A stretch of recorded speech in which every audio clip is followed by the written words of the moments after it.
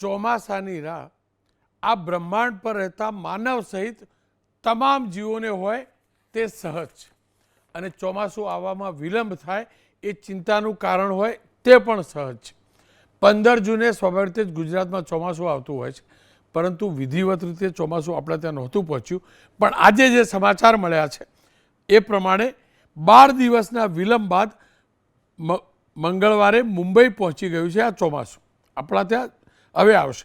સામાન્ય રીતે ચોમાસું 11 જૂન સુધીમાં મુંબઈ પહોંચે છે.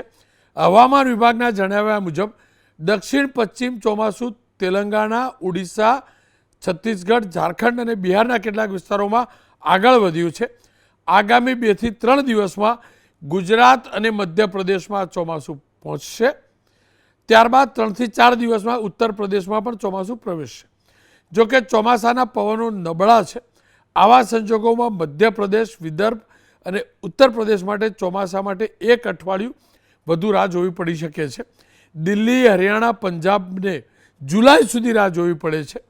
સોમવાર સુધીમાં, આગામી સોમવાર સુધીમાં, માફ કરજો, એટલે કે ગઈકાલે સોમવારની વાત કરું છું, દેશમાં સામાન્ય રીતે 106 મિલીમીટર વરસાદ પડી જતો હોય છે. આગલા વર્ષોની સરેરાશ ગણીએ તો. પણ આ વખતે માત્ર સરેરાશ 60.6 મિલીમીટર વરસાદ નોંધાયો છે.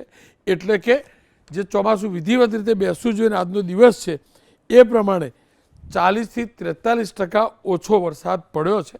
પણ આશાને અપેક્ષા રાખીએ આ ચોમાસું અગાઉના ચોમાસાની જેમ ખૂબ સારો વરસાદ લઈને આવે. ન માત્ર માનવ પણ હરિયાળી પણ જોવા મળે, પશુ પક્ષી પણ ખુશ રહે, પ્રકૃતિ ખીલી ઉઠે.